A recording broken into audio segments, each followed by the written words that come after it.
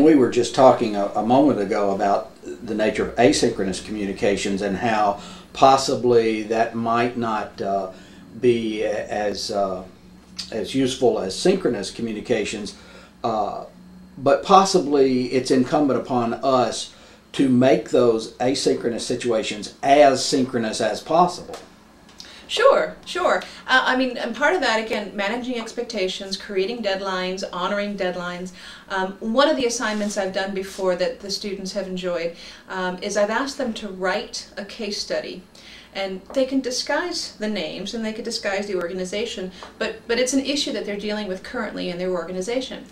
And they upload this case study to a certain area of our web-based platform, so it's a discussion board, for example. And then again, depending on the assignment, I require students to respond, up to 2 students to respond to each one of these case studies. And so everybody has to respond to 1 or 2 case studies that is not their own by a certain date. And I usually use pretty tight timelines. You know, maybe it's 3 or 4 days, maybe it's a week. And then at the end of that time period, I asked the original student who posted this case study to implement a combination of what's been recommended and their own thoughts, having thought about and digested what the students have said, what they've read about in their class, conversations we've had, either synchronously or asynchronously, and then let us know what happened. And so, like you said, this is an example where timing is really quite important. You know, to say, gosh, I'm having this difficulty with my coworker. She's continuously coming in my office and asking for advice. I can't get my work done. Getting information and advice about that 3 weeks later is not really enough. Absolutely. So, but again, I think that's an example of an asynchronous activity, but one that has the students apply real time what they're learning. They're learning with their classmates, they're learning from me, they're learning with the books or other assignments that they're reading, and it's a way, again, to bridge the beauty of what I do. And frankly, as a business school professor, this is not calculus, where, I mean, I don't know about you, but I took a calculus course, never used it again. Never, ever used it again. Yeah. My apologies to the math professors. But the kind of things that I teach are directly and immediately applicable in their professional lives and oftentimes in their personal lives. Right. And so I try to create as many opportunities as I can for them to utilize and apply these concepts and apply these skills. You don't learn how to ski by reading a book. Right. And you don't learn how to be an effective leader by reading a book either. So learning about it, discussing it, trying it, sharing with sharing with others what happened, sharing your own lessons learned, getting feedback from others. This, to me, is really the way to become an effective leader. And so far, I think I've been pretty successful with that. Are there any other lessons that you've learned from your experiences? Well, this one is not so much for me, I think, as it is for our administrators. And I'm not speaking CGPS, I'm speaking in general. I don't know if it's changed, but when I first started, as I said, about 8 years ago, there was this misperception that, wow, goody, we're limitless in the number of students that we can throw in a course, because after all, we're not bound by the number of chairs that fit in a room. Right. It's a huge mistake. That's right. I would say that ideally the number's about 16, give or take. That in order to have students interact with one another, to get immediate feedback from you, to feel comfortable in the environment. And granted, it's not face-to-face, but it still can be daunting for somebody in a class of 50, whether it's, again, synchronous or not, to really participate actively and feel like they're a part of this larger system.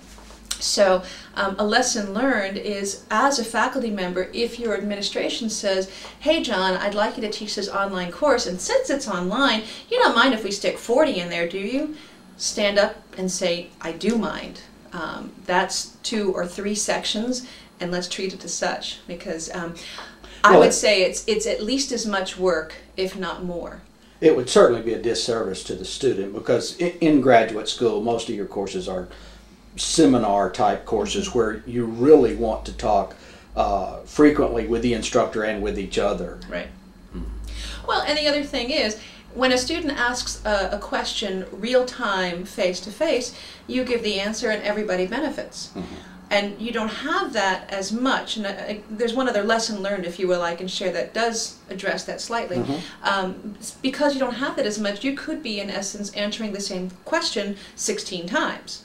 So it is highly time intensive in that respect, because you don't have the benefit of, oh, hey, by the way, one student asked me yesterday, blah, blah, blah, here I am in class explaining that. One of the things that I've done toward that end in my classes, again, whether they are online or hybrid or traditional, is I have one of many threads that says questions and clarifications.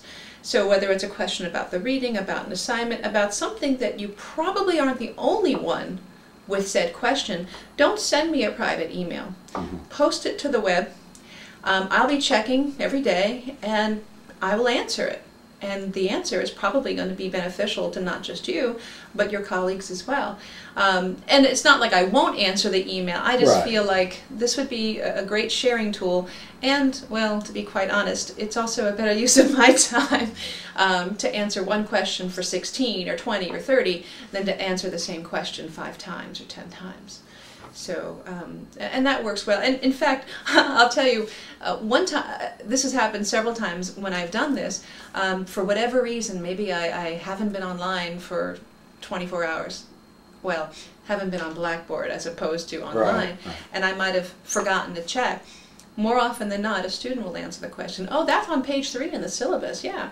And it's great. It's not, I'm not saying, oh, good, you know, I'm the lazy professor and that takes care of it. It's more like, this really is a learning community. Now more than ever, in the same way that employees take responsibility for their careers, students take responsibility for their learning.